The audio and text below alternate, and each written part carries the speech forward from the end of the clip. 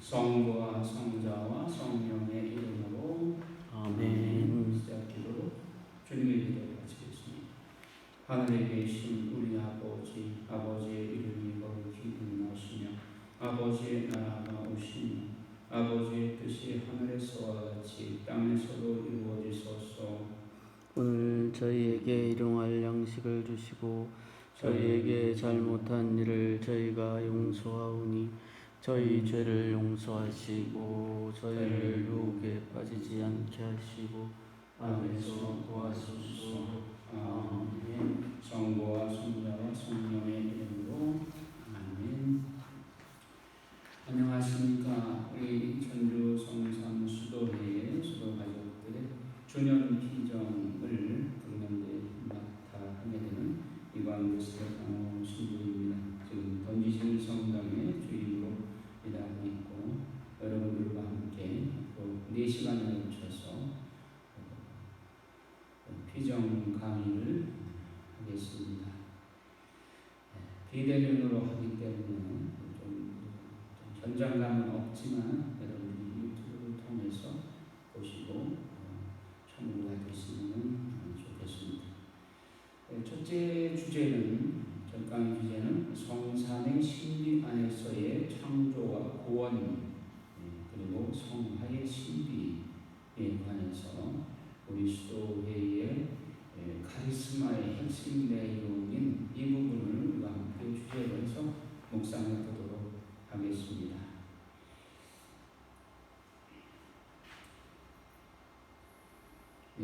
성삼에 관한 이권은 많이 있습니다만 이 이권 상당히 좋은 내용을 담고 있다고 볼 수 있겠습니다.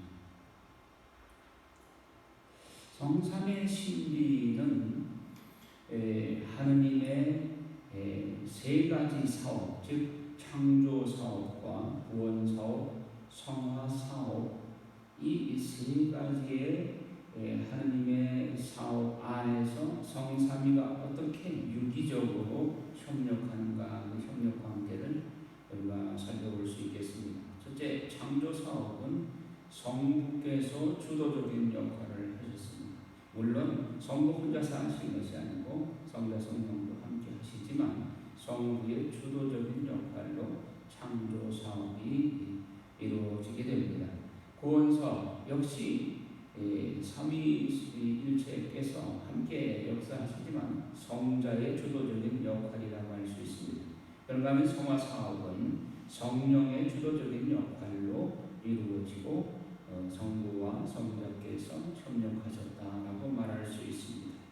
그런데 성부께서 성자를 파견하시고 성령을 파견하셔서 성자로 하여금 구원 사업을 하게 하시고 그래서 강생구속을 이루시고 성령을 파견하셔서 성령이 우리 영혼들 안에 강림하심으로써 성령 치유를 주시어서 성령의 열매 맺는 생활을 하도록 그렇게 섭리하셨습니다. 그런데 이 주도적인 역할, 즉 의사결정은 성부께서 하셨다 이렇게 말할 수 있겠습니다. 그러면 창조 사업부터 먼저 보겠습니다. 성삼위께서 공동 작업을 하셨지만 이제 성부께서 주도적인 역할을 하셨다고 제가 말씀드렸습니다. 창세기 1장에 보면 성삼위께서 우리를 닮은 사람을 만들자. 그러니까 여기서 우리는 성삼위가 함께 역사하셨음을 의미하고 그래서 창조 사업은 성삼위의 공동 작업이라고 할 수 있습니다. 그래서 6일 창조를 통해서 모든 만물을 지으시고 인간을 맨 나중에 창조하시면서 성삼위가 공동으로 우리를 닮은 사람을 만들자 하신 것은 유독 인간에게만 그렇게 하셨습니다. 그래서 인간을 창조하시고 당신과 비슷하게 지으시고 최고의 골작품이라고 만족해 하셨습니다. 그런데 불같다 성경에 보면 하나님께서 창조를 하실 때에 피앗으로 알 수 있습니다.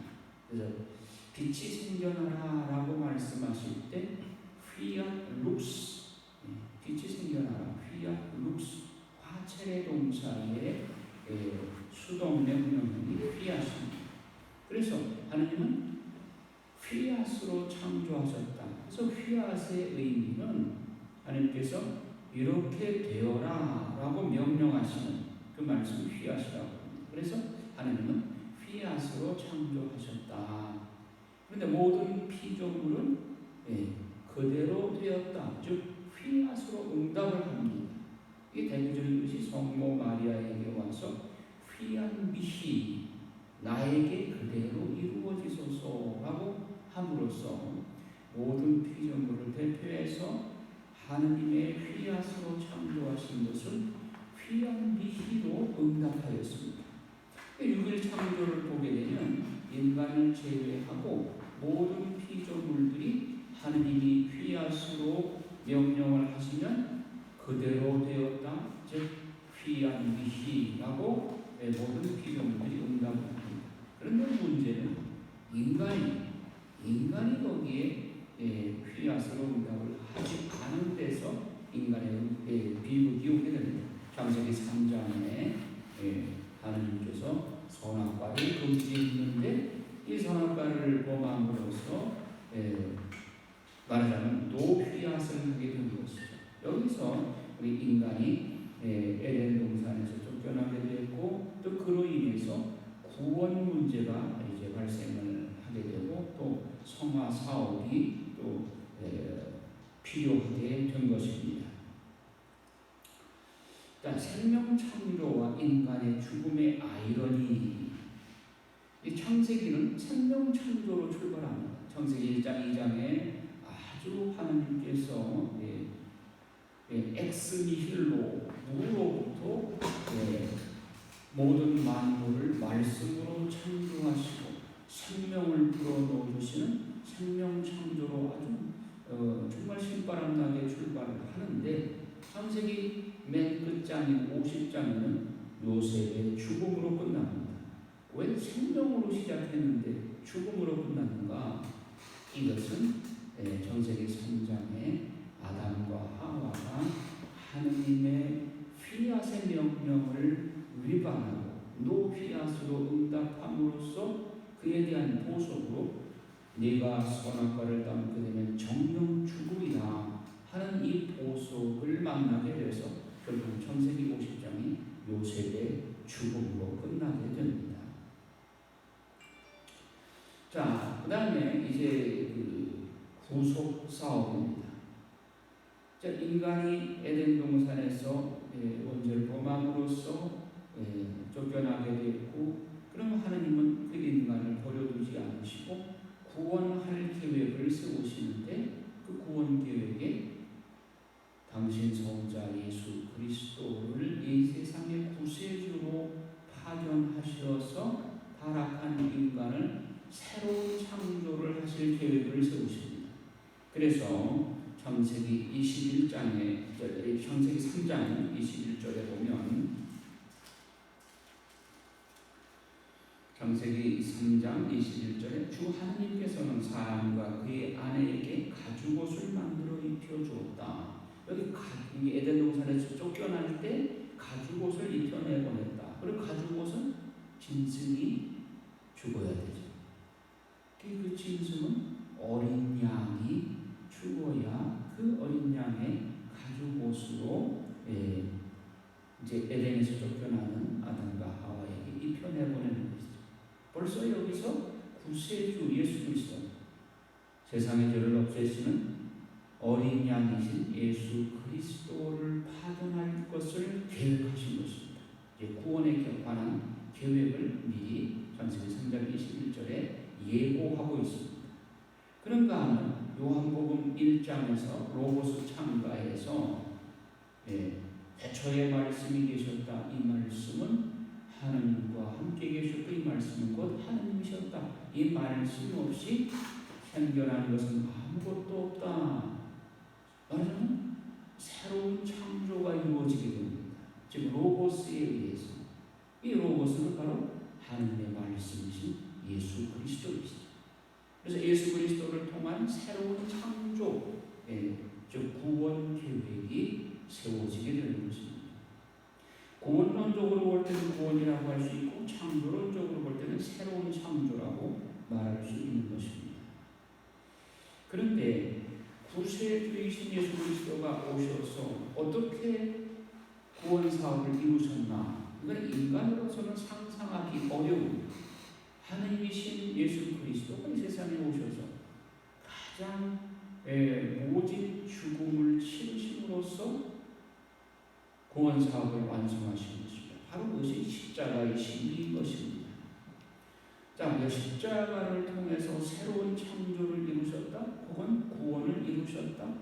이 새로운 창조와 첫 창조와를 한번 대조해서 비교해 봅시다. 첫 창조는 성삼의 말씀으로 이루어졌기 때문에 무통분만입니다. 그럼 새 창조는 십자가상에서 예수님께서 유언으로 당신 어머니와 인류를 대표해서 계셨던 사도 요한을 모자관계로 맺어줌으로써 이분이 내 어머니시다, 이 사람이 당신의 아들입니다 라고 맺어줌으로써 성모 마리아와 요한 사도로 대표되는 인류를 모자관계로 맺어주심으로써 골고타에서 인류가 새로운 창조가 이루어지게, 새로운 탄생이 이루어지게 되는 것입니다.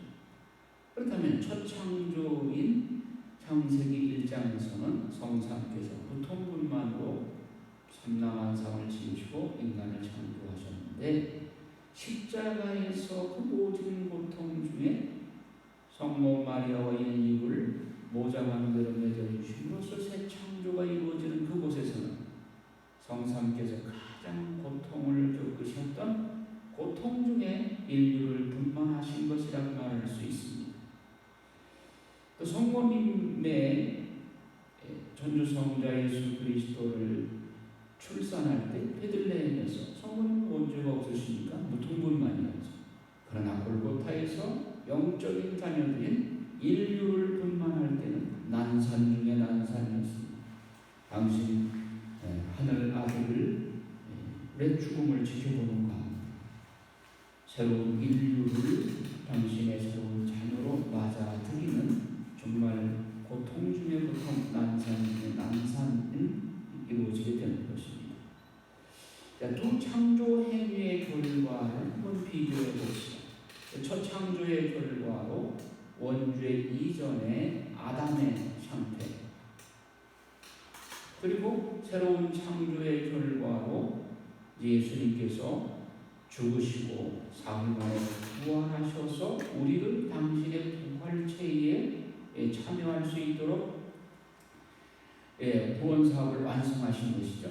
이 새 창조의 결과는 부활한 영원한 생명에 들어가는 것입니다. 이제는 다시는 원죄의 유혹이 없는 영원한 생명에 들어갈 수 있는 것이니까 이 새 창조는 첫 창조보다 더 나은 결과라고 말할 수 있겠습니다.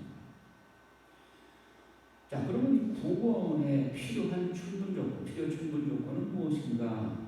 우리가 구원을 얻어 입기 위해서 예수 그리스도가 완성하신 이 구원에 우리가 참여하고 구원의 은혜를 얻어 입을 수 있는 필요 충분 조건은 무엇인가? 첫째가 믿음입니다. 그래서 바울 사도도 로마서에서 의화론으로 우리가 행위로 구원받는 것이 아니라 믿음으로 구원받는 것이다. 그 믿음의 대상은 예수 그리스도의 십자가의 구속 공로를 믿는 것이다. 이 바울의 의화론의 신학의 핵심이죠. 그러면 믿음만으로 구원받느냐, 행동은 전혀 상관이 없느냐? 아니죠. 두 번째 조건이 성화되어야 되는 것입니다. 우리는 원죄를 범한 아담과 하와의 그 원죄에 상속을 받고 있습니다. 세발까지 태어나는 모든 영혼들은, 모든 사람들은 이 원죄를 타고납니다. 그 원죄 안에는 사탄이 부려놓은 7가지 죄성들을 타고나는 것입니다. 그래서 우리가 태중에서 태아가 죽었다 하더라도 그 영혼이 직천당할 수 있는 것이 아니라 언제는 씻어야 천국에 갈 수 있는 것이라고 교리에서 말하고 있죠. 그래서 이 7가지 죄성으로부터 해방되는 것, 이게 바로 성화입니다. 이 성화 은총을 주시기 위해서 성령께서 오셔서 성령 칠은을 주시고 성령 칠은으로 7가지 죄성들을 물리치고 그리고 성화되어서 성령의 열매 맺는 성화를 할 때 하나님 백성, 천국 백성이 될 수 있는 것입니다. 그래서 성령의 역할은 뭐냐? 성화사업입니다. 마귀가 부려놓은 7가지 죄성들과 싸워 이길 수 있도록 성령께서 오셔서 성령 칠을 주시는 것이죠. 그럼 7가지 죄성은 무엇이냐? 교만, 포악성, 음란성, 아집성, 질투성, 태만성, 거짓성, 이렇게 7가지 죄성들, 이것이 죄의 뿌리이기 때문에 여기서 가지치기를 하는 것이죠. 그래서 7가지 죄의 뿌리를, 이것을 뿌리 뽑는 데는 우리 인간의 힘으로는 안 되고 성령의 칠은이 있어야, 성령의 칠은의 도움을 받아야 이것을 뿌리 뽑을 수 있는 것입니다. 성령의 은사의 활용, 성령 칠은 슬기, 통달, 의견, 굳셈, 지식, 효경, 토로이, 이 성령 칠은을 받아서 죄성들을 물리치고 그리고 우리의 삶을 통해서 성령의 열매 맺는 생활, 이 갈라디아서 5장 22절에 대표적인 것은 9가지를 소개하고 있죠. 사랑, 기쁨, 평화, 인내, 친절, 선행, 진실, 온유, 전제, 겸손, 정직, 용기, 이렇게 열매 맺는 생활을 해야 하나님 백성, 천국 백성 될 수 있다는 것입니다. 이렇게 하나님께서는 타락한 인간을 버리지 않으시고 그 인간은 예수 그리스도를 파견하셔서 인간이 하나님께 지은 죄를 인간의 힘으로는 배상할 수 없기 때문에 하나님이시오 사람이신 예수 그리스도가 오셔서 그 죄를 다 십자가의 보혈의 공로로 다 속량해 주시고 그리고 우리에게 그 마귀 속성인 7가지 죄성들을 뿌리 뽑기 위해서 성령을 보내주셔서 성화은총으로 우리를 성화시키고 이렇게 해서 완벽하게 하나님 백성으로 될 수 있도록 제도적 장치를 하나님께서 다 이루신 것입니다. 그래서 예수 그리스도가 오셨다고 하는 것, 그리고 성령께서 우리에게 오신다는 이것이 얼마나 기쁜 소식인가. 기쁜 소식 혹은 복된 소식, 그래서 에반겔리온이라는 말이 나오게 되는데, 이 에반겔리온이라는 말은 그리스 말로서 원래 유래가 BC 490년에 아테네라고 하는 소도시가 있었는데, 이 페르시아 대제국이 아테네를 정복하기 위해서 침공을 한 거예요.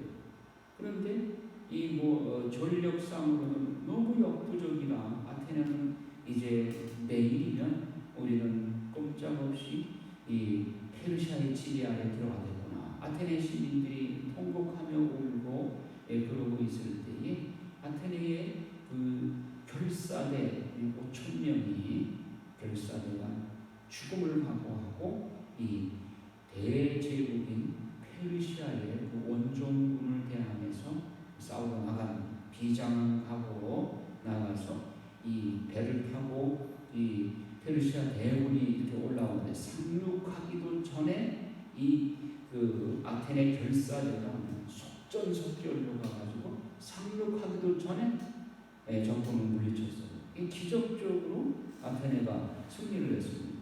근데 아테네 한 병사가 이 기쁜 소식을 지금 불안해서 잠을 못 자고 발을 동동 물고 떨고 있는 아테네 시민들에게서 빨리 이 소식을 전해야 되겠다. 그래서 거기서부터 전쟁터에서 아테네 시까지 42.519km인가요? 그 거리를 달려갔어요. 달려가가지고 우리가 아테네가 이겼다 하는 소식을 전하고 심장마비를 썩어서 죽게 됩니다. 이게 그 마라톤 해전이고 이걸 기념하기 위해서 마라톤 경기가 유래하게 된 겁니다.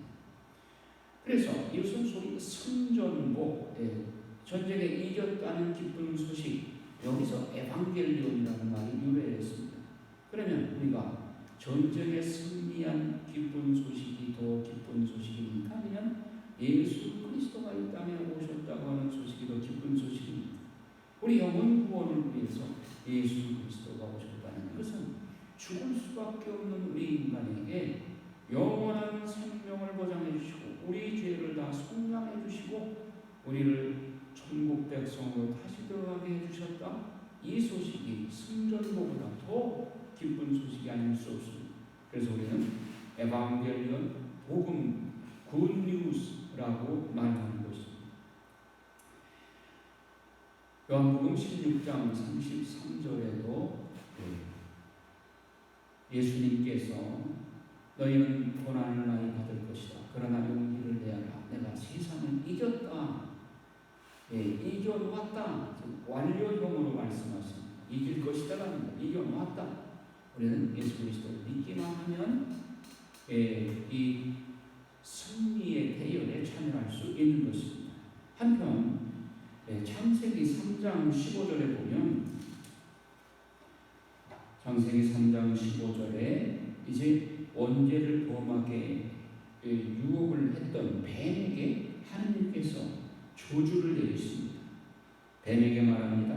나는 너와 그 여자 사이에 내 후손과 그 여자의 후손 사이에 적개심을 일으키리니 여자의 후손은 너희의 머리에 상처를 입히고 너는 그의 발꿈치에 상처를 입히리라. 그의 발꿈치에 상처를 입히리라 했습니다만 옛날 공동 번역에는 너는 그 여자의 머리를 밟히리라 했습니다. 뱀은 머리 밟으면 끝나는 거죠. 자, 그러면 이 뱀이 여자와 여자의 후손의 발뒤꿈치를 무는 것은 그냥 상처를 입히는 것입니다. 치명상은 아니죠. 그러나 여인과 여자의 후손이 뱀의 머리를 밟아버리면 뱀은 죽는 거죠. 그럼 누가 승리하는 것입니까? 여자와 여자의 후손이 승리하는 것입니다. 그래서 이것은 창세기 3장 15절을 원복음, 브로토 반젤로, 원복음이라고 말하는 것입니다. 그러니까 여자의 후손, 즉 성모님과 예수 그리스도의 승리를 이미 예고해 놓은 것입니다.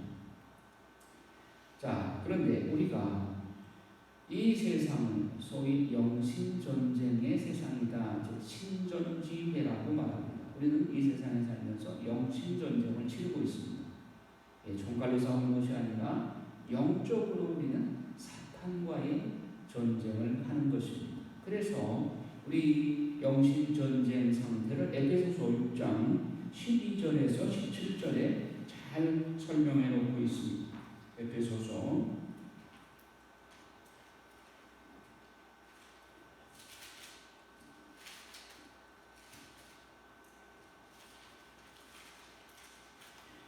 에베소서 6장 12절을 보면 우리의 전투 상대는 인간이 아니라 권세와 권력들과 이 어두운 세계의 지배자들과 하늘에 있는 악령들입니다. 그러므로 악한 날에 그들에게 대항할 수 있도록 그리고 모든 체리를 마치고서 그들에게 맞설 수 있도록 하느님의 무기로 완전한 무장을 갖추십시오. 그리하여 진리로 허리에 띠를 두르고 의로움의 갑옷을 입고 굳건히 서십시오. 발에는 평화의 복음을 위한 준비의 신을 신으십시오. 무엇보다도 믿음의 방패를 잡으십시오. 여러분은 악한 자가 쏘는 불화살을 그 방패로 막아서 끌 수 있을 것입니다. 그리고 구원의 투구를 받아 쓰고 성령의 칼을 받아 주십시오. 성령의 칼은 하나님의 말씀입니다. 자, 우리 전투 상대는 인간이 아니에요. 권세와 권력들과 이 어두운 세계의 지배자들과 하늘에 있는 악령 사탄입니다. 그럼 사탄과 싸워 이기려면 우리가 우리 힘으로는 이길 수 없어요. 하나님의 무기로 완전 무장해야 되는 것입니다. 우리가 세종로에 이순신 장군 동상이죠. 그 동상을 상상하면서 이 말씀을 한 번만 이렇게 묵상을 하면 외울 수가 있습니다. 자, 다리에서부터 쭉 이렇게 올라오면은 자, 어떻게 무장을 했냐? 영신적으로 무장을 해야 되냐? 다리에는 평화의 신을 신고 허리에는 진리의 허리띠를 동원하고 가슴에는 그 의로움의 갑옷을 입고 가슴에는 의로움의 갑옷을 입고 머리에는 구원의 투구를 쓰고 왼손에는 믿음의 방패를 잡고 사탄이 쏘는 불화살을 막아내고 오른손에는 성령의 칼 곧 하나님의 말씀을 쥐십시오. 성령의 칼, 즉 하나님의 말씀은 공격무기, 믿음, 방패, 원수가 쏘는 불화살을 막아내는 방패입니다.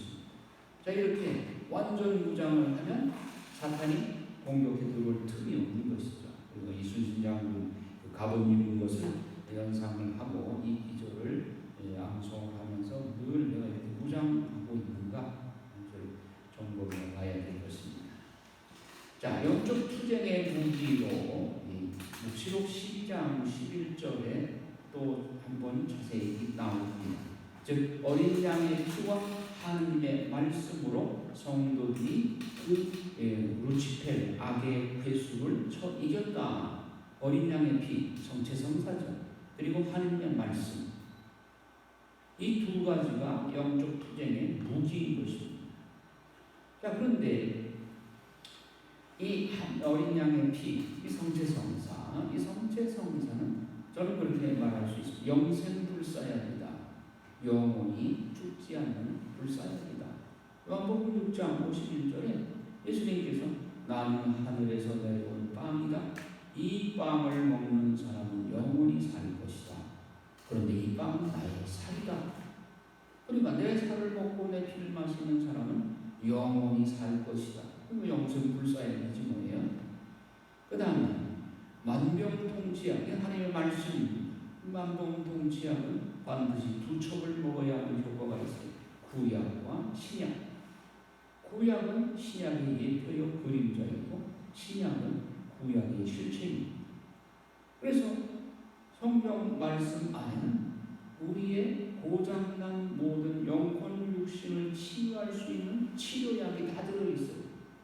원래 하나님께서 에덴에서 인간을 만들 때 병도 없고 죽음도 없도록 만들었어요. 그런데 인간이 하나님의 말씀을 거역함으로써 병도 오게 되고 죽음도 오게 되죠. 그럼 말씀을 다시 순종하게 되면 만병통치가 되는 것이죠. 아담이 원죄로 상실한 이 초성은혜와 과성은혜, 그러면 초성은혜를 어떻게 이해하십니까? 초성은혜는 하나님의 성성에 참여하는 은혜입니다. 하나님의 성성에 참여한다는 것 막연하게 생각하기 쉬운데 하나님께서 인간을 지으실 때 우리와 비슷하게 만들자고 했습니다. 우리가 하나님과 똑같지는 않지만 하나님과 비슷한 권능을 아담에게 주셨어요. 왜? 아담에게 하나님께서 모든 동물들을 이름 지어 부르라고 했습니다. 이 동물 이름이 동물이 천 가지가 한 가지입니까? 수십만 수백만 가지죠. 그 수백만 가지의 동물들의 이름을 지어 붙여주고 그 이름을 기억한다는 것. 이거 요즘 말로 말하는 IQ가 수천 수만이죠. 이건 거의 하느님 수준인 거예요. 이것은 바로 초성은혜, 하나님의 성성에 참여하는 은혜를 아담에게 주셨다는 것입니다. 물론 하느님과 같은 존재는 아니고 하느님과 비슷하게 하느님을 대신해서 모든 피조물을 다스릴 권한을 주셨다 하는 것은 아담에게 이만큼 굉장한 그 권능을 대리권을 행사하도록 주셨던 것입니다. 이걸 원죄로 인해서 상실한 거예요. 그 다음에 과성은혜는 뭐냐? 과성은혜는 네 가지입니다. 사역 편정이 없고 지혜가 밝고 고통이 없고 죽음이 없는 것. 근데 우리는 이 네 가지가 지금 다 있죠. 사역 편정에 이끌려서 욕심으로 과욕을 부리다가 죄를 짓고 지혜가 없고 내일 뭐가 어떻게 될지 모르죠. 고통이 없는 사람 아무도 없죠. 죽지 않는 사람 하나도 없죠. 과성원을 일어섰네요. 그런데 이제 예수 그리스도가 오셔서 우리를 구원하시게 되면 초소문의 과소문을 다시 회복되게 하게 되는 것이죠. 얼마나 기쁜 소식입니까?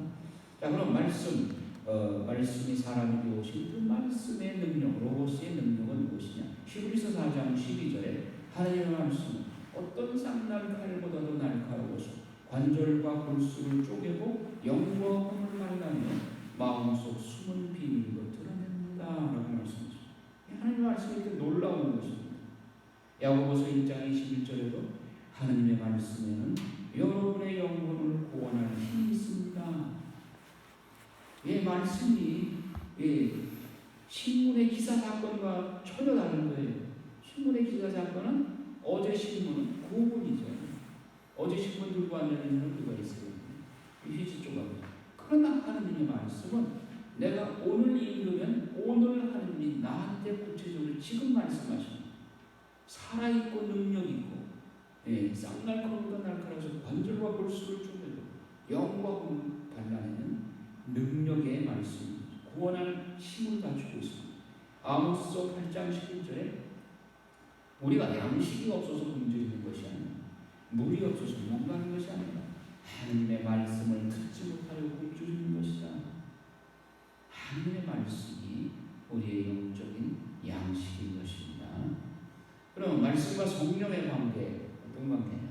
성령은 말하자면 불쏘시개와 같다고 할 수 있습니다. 난로불에 성령은 불쏘시개, 말씀은 장작이야 혹은 기름이에요. 불쏘시개로 불을 땡겨야 장작이나 기름에 불이 붙죠. 그런데 성령의 불을 통해서 로고스가 레마로 내 가슴에 뜨겁게 와서 내 것이 됩니다. 자, 근데 성령과 말씀 관계 다시 한번 조금 더 보여하면 여러분 불쏘시개만 가지고 24시간 날로 불을 떼는 사람 있습니까? 불쏘시개는 금방 확 불만 붙여주고 금방 사그라듭니다. 말씀 장작을 계속 넣어줘야 24시간 계속 난로가 뜨겁게 달구어지죠. 그러니까 성령과 말씀 관계는 서로 밀접 불가분의 관계인 성령의 도움이 없이는 말씀을 이해할 수가 없고 말씀을 계속 연구하고 공부하지 않으면 성령만으로는 오래가지 못해요. 그러니까 성령 세미나 받고 성령 은총을 받아도 말씀 공부를 안 하게 되면 식어버려요. 이렇게 해서 성령과 말씀은 유기적인 관계 안에서 우리 안에서 은총의 생활을 지속해 갈 수 있도록 불가분적으로 도와주시는 분들이다 이렇게 말할 수가 있겠죠. 그런데 이 말씀이라는 하는 로고스는 객관적인 말씀을 말합니다. 이 객관적인 말씀이 내 안에 들어와서 내 심장을 뜨겁게 달구고 내 것으로 각인될 때 이것은 레마라고 말하는 것입니다. 여러분들 성경을 읽다 보면 어느 한 기절에 어느 날 갑자기 내 가슴에 뜨겁게 달구어지는 것을 느낄 때가 있습니다. 그것이 바로 레마인 것입니다. 그래서 말씀의 지속적인 기름 공급으로 내 성전에 하나님의 성전이 내 마음에 성령의 불이 꺼지지 않고 식지 않도록 해야 되는 것이죠. 그래서 성령의 도움으로만 우리가 말씀을 깨달을 수 있고 말씀을 지속적으로 장작불을 넣어줘야 성령의 불이 꺼지지 않는 것이죠. 자, 말씀은 인생의 나침반이다. 시편 1편에 보면 행복하도다 하는 내 말씀을 주야로 묵상하는 사람. 시편 1, 2편에서 행복의 비결을 요약해서 설명하고 있습니다. 어떤 사람이 행복하냐? 하나님의 말씀을 주야로 밤낮으로 묵상하는 사람이 행복하다. 그럼 주야로 묵상한다는 건 가끔 생각날 때만 한 번씩 읽는 사람을 주야로 묵상하는 사람이라고 합니까? 늘 말씀을 마음속에 담고 사는 사람, 이것이 말씀을 주야로 묵상하는 사람입니다. 근데 시편 2편은 행복하도다 하나님께만 의탁하는 사람. 우리는 세상과 하나님 양다리 걸치기 쉽습니다. 그래서 엘리야 예언자도 이스라엘 백성들에게 바알 우상을 섬기기도 하고 또 때로는 하나님 섬기기도 하는 그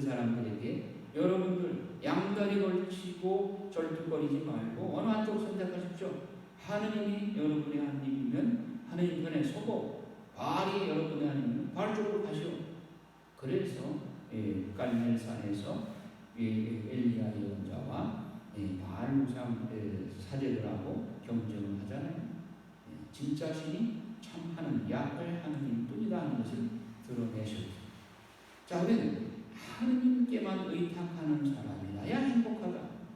양다리 걸치고 하느님과 세상에 양다리 걸치고 어느 쪽이 유리한가, 또 계산머리로 이쪽 저쪽으로 왔다 갔다 하는 것은 이 세상을 올곧게 신앙 안에서 살아가기가 험난한 이 세상에서 우리는 하느님께만 의탁해야 이 세파를 이겨나갈 수 있고 사탄의 유혹을 이길 수 있는 것입니다. 그래서 성경에서 말하는 의인 악인의 구별 기준은 뭐냐? 말씀에 순종하는 사람이 의인이고 말씀에 불순종하는 악인인 것입니다. 세상적으로 선행을 했겠다, 악행을 했다, 이 기준이 아니라 하나님의 말씀에 순종하면 의인이고 하나님의 말씀에 불순종하게 되면 악인이 되는 것입니다. 여러분, 사울 왕의 그 불순종, 즉 전쟁에서 전번제로 다 살라 바치라고 그랬는데 사울이 살핀 황소 너무 아까운 거예요. 이 황소를 슬쩍 빼돌려가지고 이 황소로 하나님께 제사 바치려고 빼놨어요. 그런데 사무엘 예언자가 야단을 치죠. 왜 전번제로 바치라고 그랬는데 다 살라 바치라고 했는데 왜 그걸 빼놨느냐? 우리 하나님께 제사 바치려고 빼놨습니다. 그대에게 말하는 하느님 말씀에 순종하는 것이 더 의로운 것입니까? 아니면 제사 바치는 것은 제사보다 순종이 더 의로운 것입니다. 사무엘은 그렇게 말하죠. 그러면 사무엘의 의도가 비록 제사를 바치기 위해 빼놨다고 해도 하느님의 뜻이 그것이 아니라면 하느님 말씀에 순종하지 않은 것이죠. 말씀 순종이 의인의 기준인 것입니다. 자, 그런데 신명기 31장 9절에서 13절에 보면 말씀 공부를 적어도 7년에 한 번은 하라 이렇게 말씀했어요. 7년마다 초막절에 온 이스라엘 백성과 이방인들까지, 이스라엘 백성들에게 몸붙여 사는 이방인들까지, 그리고 남녀 노소 본국인 이방인 모두에게 말씀 강좌를 열어서 가르치고 듣고 배우고 주 너의 하느님을 경외하고 그 말씀을 명심하여 성실히 실천하도록 하여라. 이게 신명기에 하나님께서 말씀하신 내용이에요. 그럼 7년마다 적어도 한 번씩 우리는 신구약 성경을 적어도 7년에 한 번은 읽어야 되고 강좌를 열어서 강의해야 되는 것입니다. 오늘 교회가 그런지 어쩐지 우리가 반성을 해봐야 되는 것이죠. 신명기 28장에서 30장에는 우리의 자유의지를 하나님께서 가장 큰 선물로 우리에게 주셨는데 이 하나님의 최대의 축복이에요. 하나님은 우리 자유의지를 거스려서 억지로 천국에 끌고 들어가지고 그러지 않으시죠.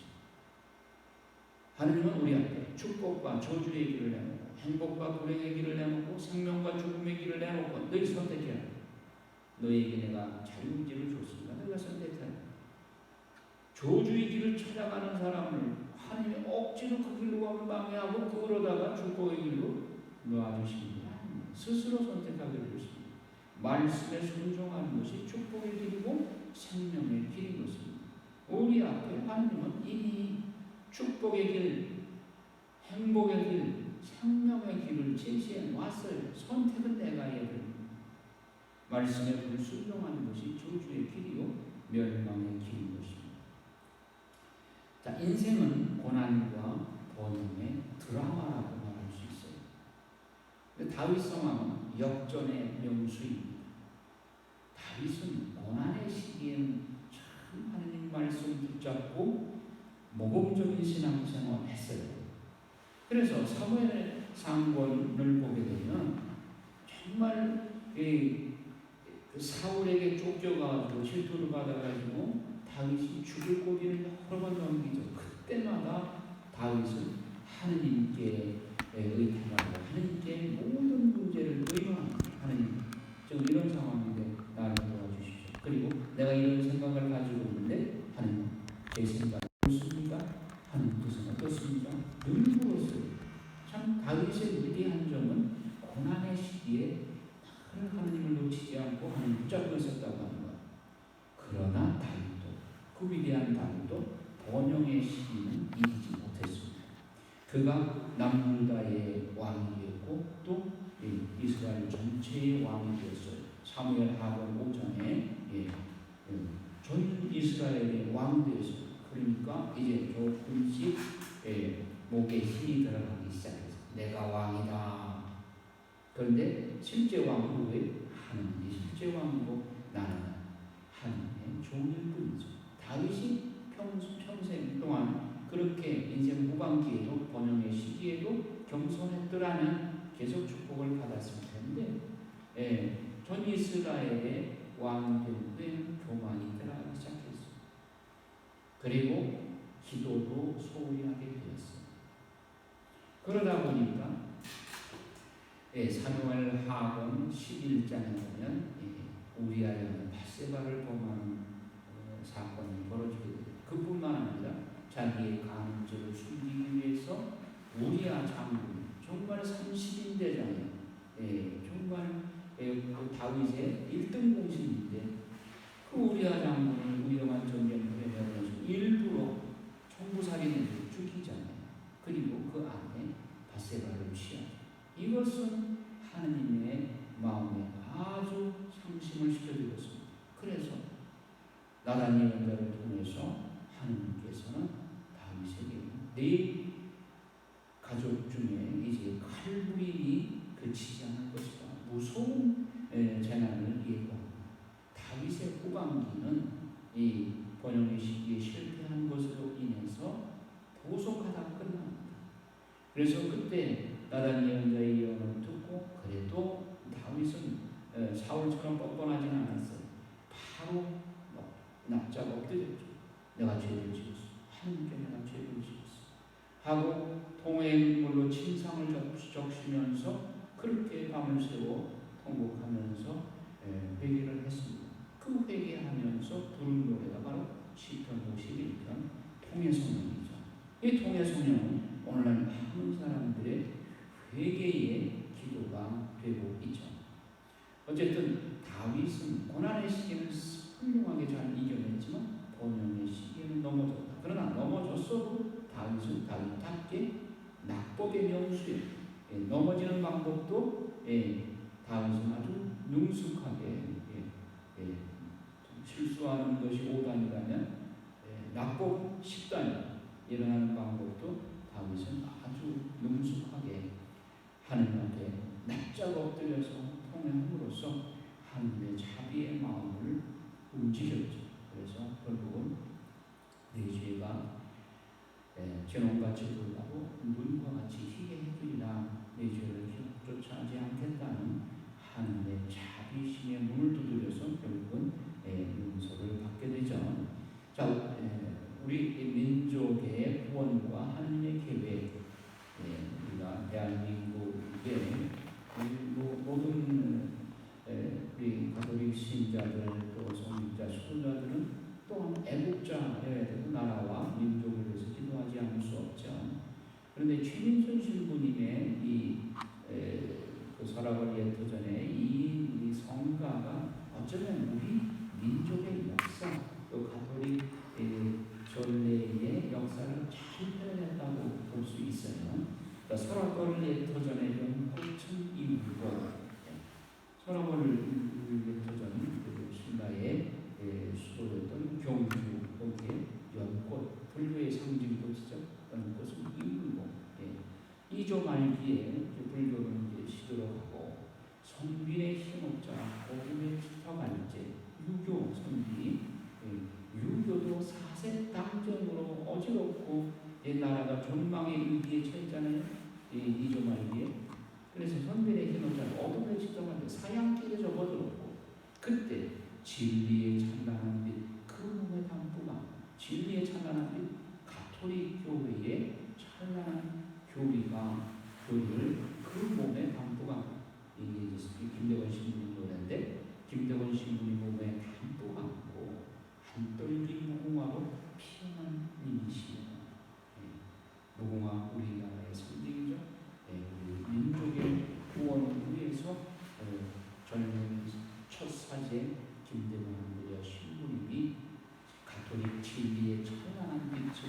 몸에 안고 귀국하는 모습을 이렇게 노래했죠.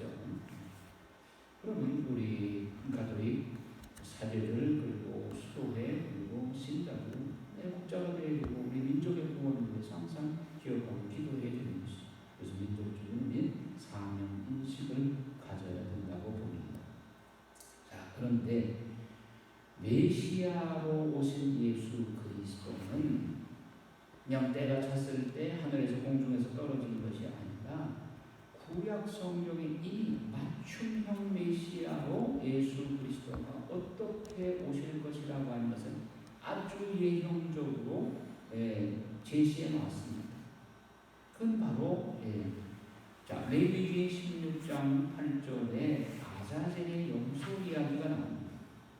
아자젤의 염소 16장 21절에 보면 레위의 대사제, 그 당시엔 아론 대사제죠. 아론 대사제가 아자젤의 염소에게 안수를 하면서 이스라엘 백성들의 죄를 염소에게 뒤집어 씌워요. 사람이 죽을 수 없으니까 이스라엘 백성 전체의 죄를 염소의 머리 위에 안수해서 뒤집어 씌우고 그 아자젤의 염소를 영문 밖으로 끌고 나가서 언덕바지에서 굴려 떨어뜨려서 여기 죽게 합니다. 이것이 그 레위기에 나오는 대속 제물로 바친 제사였어요. 1년에 한 번씩 그 대속죄일이 그 이스라엘 교회령으로 7월 여름날 7월 10일인데 우리나라 달력하고는 다릅니다만 그때가 대속죄일이에요. 그러니까 1년 동안 이스라엘 백성들이 지은 죄를 그 대사제가 지성소에 들어가서 제물의 피를 뿌림으로써 속죄되고 그 다음에 아자젤의 염소를 이스라엘 백성들의 죄를 뒤집어 쓰고 영문 밖으로 나가서 굴려 떨어짐으로써 속죄를 하게 되는 이런 그 제사가 레위기에 나옵니다. 그런데 오늘날 예수 그리스도를 생각해 볼 때 예수 그리스도가 대사제인 세례자 요한의 아버지가 즈카리아 대사제니까 대사제죠. 물려갔죠. 상속되죠. 그러면 대사제인 세례자 요한에 의해서 세례받을 때 예수 그리스도의 머리에 안수했어요. 그리고 이 예수 그리스도가 십자가의 영문밖에 십자가의 못 박혀 죽어주신 것은 아자젤의 염소로 희생된 것이다. 이렇게 말할 수가 있어요. 그래서 번제물과 아자젤의 염소로 속죄 제사의 제물로 오신 그리스도. 그래서 요한복음 1장 29절에 보면 보라 하느님의 어린 양 세상의 죄를 없애시는 분이 저기 오신다 라고 말합니다. 요한복음 사가를 통해서 예수님은 아자젤의 염소로서 그리고 번제 제물로서 십자가에서 두 가지 역할을 다 하시는 번제 제물로서 그리고 아자젤의 염소로서 세상의 죄를 없애시는 분으로 오셨다. 맞춤형 메시아로 오신 것이라고 할 수 있습니다. 그 다음에 말라기서의 구약의 마지막 예언서죠. 말라기서 1장 2절에 하나님께서 내가 너희를 사랑하였다라고 말씀을 하시니까 이스라엘 백성들이 그동안 뭐 바빌론 굴에도 가고 고생 많이 했죠. 그러고 나니까 하나님께 아니 주께서 우리를 어떻게 사랑하셨습니까? 삿대질이에요. 우리에게 해준 게 뭐예요? 우리 고생만 했는데 이렇게 하니까 하나님께서 너무 실망이 드신 거예요. 마치 자식이 부모한테 엄마 아빠 왜 우리를 낳아줬어요? 우리한테 해준 게 뭐예요? 하고 대준 것 같아요. 그래서 하나님께서 너무너무 실망이 돼서 마음이 상처가 컸습니다. 그래서 하나님께서 더 이상 예언자를 보내지 않습니다. 말라기 예언서가 마지막 예언서. 그러고 예수님이 올 때까지 430년 동안 하나님은 침묵적이십니다. 이 기간은 신구약 중간 시대라고 해요. 신구약 중간 시대 430년 동안 하나님은 침묵하셨어요. 그럼 침묵하신 그 하나님은 그러면 그 다음에 예수님을 메시아를 보낼 때 귀추가 주목되는 거죠. 이스라엘 백성들은 이 구약의 문이 너무 편치 않게 하나님의 문을 쾅 닫으셨기 때문에 과연 앞으로 어떻게 될 것인가. 말라기서 3장 23절에서 24절 구약의 마지막 기적입니다. 보라, 주님의 크고 두려운 날이 오기 전에 내가 너희에게 엘리야 예언자를 보내리라. 그가 부모의 마음을 자녀에게 돌리고 자녀의 마음을 부모에게 돌리리라. 그래야 내가 와서 이 땅을 하늘로 내리치지 않으리라. 마지막 경고를 하고 구약의 문이 쾅 닫힙니다. 구약이 편치 않게 끝났습니다. 하느님이 매우 상심한 가운데 마지막 경고 말씀으로 구약이 문을 닫게 됩니다. 그러면 엘리야를 보내니라. 누굴까요? 세례자 요한입니다. 세례자 요한이 와서 때가 탔다. 이제 내 뒤에 나보다 크신 분이 오신다 하고 경고 말씀을 주었죠. 그러니까 부모의 마음을 자녀에게, 자녀의 마음을 부모에게 돌리라 했는데 그 말을 들었어야 되는데 내가 와서 이 땅은 파멸로 내리치지 않는다. 그 말을 들으냐. 그런데 세례자 요한이 와서 또 들었습니다. 결국은 또 세례자 요한을 죽였죠. 자, 그 다음에 그분 뒤에 오신 분, 내가 그분의 신발끈을 풀어드릴 수도 없는 분, 크신 분, 그분이 오셔서 천마디 말씀이 요한복음 3장 16절. 하나님이 이 세상을 이처럼 사랑하사 외아들을 보내시어 그를 믿는 사람마다 멸망하지 않고 영원한 생명을 얻게 하시는도다. 구약에 그렇게 상심하시고 마음이 상하셨던 하나님이 430년 후에 때가 찼을 때 당신의 외아들을 보내서 하신 말씀, 이 말씀. 하나님은 세상을 이처럼 사랑하사 외아들을 보내시어 그를 믿는 사람마다 멸망하지 않고 영원한 생명을 얻게 하셨다. 우리 같으면 그렇게 하겠습니까? 또 세례자가 마지막 엘리야까지 보냈는데도 엘리야도 잡아주고 말을 안 듣고 그랬는데도 메시아가 오셔서 이처럼 사랑하고 어느 정도까지 사랑했습니까? 오셔서 온갖 수모한 일 받아마시고 십자가 못 박혀 죽기까지 사랑하셨어요. 단지 그 아들을 믿는 사람은 멸망하지 않고 영원한 생명을 얻게 하셨어요. 심판하러 보낸 것이 아니라 구원하기 위해서 보냈다고 했어요. 이것이 성삼의 신비 안에서 하나님께 감사해야 할 이유. 첫째로 이 창조의 신비, 우리에게 이런 창조의 기막힌 은혜를 주신 것, 그리고 하나님의 말씀을 우리에게 주신 것에 대해서 또 예수 그리스도를 보내주셔서 우리를 보내주신 구원의 신비, 그리고 성체의 선, 그리고 성령의 선한 손에 대해서 우리가 감사를 드려야 되겠습니다. 자, 우리 수도의 카리스마에 대해서 같은 창설자일 때 세계의 수도의 어떤 유기적인 관계를 협력해야 될 것인가 우리의 상황을 함께 살펴보는 순서로 마치겠습니다. 성과 성심을 통하여 천주성삼께 영광이 우리의 모토이죠. 성과 성심은 예수 성심의 보호입니다. 예수 성심은 천주 성부의 보호이고 일부는 성과 성심을 통해서 성삼께 영광을 드리는 것이 최종 목표입니다. 성삼은 인류의 어머니이신 성모님을 통해서 영광을 받으시기를 원하십니다. 그러면 본수도의 목표는 교회의 최종 목표라고도 할 수 있습니다. 성과 성심을 통해서 천주 성삼께 영광을 드리는 것이 우리 수도의 궁극적인 목표이고 보편교회의 최종적인 목표라고 할 수 있습니다. 그러면 우리 수도 가족 간의 유기체적인 어떤 사명을 한번 살펴보면 단체로서는 예수님의 역할을 천주성삼 성지 수도회가 하고 성모님의 역할은 성모성심 수녀회가, 요셉 성인의 역할은 성요셉 애국 수녀회가 하고, 그래서 나자렛 성가정의 역할을 분담하는 것입니다.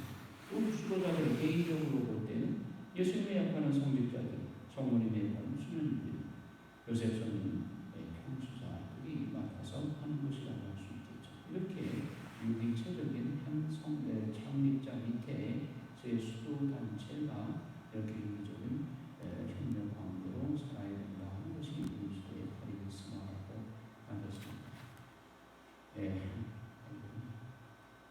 이상으로 자, 선교 선교지에서 우리가 이제 동남아 선교를 많이 이제 완성을 갔는데 선교지에서 우리 사명은 무엇이냐?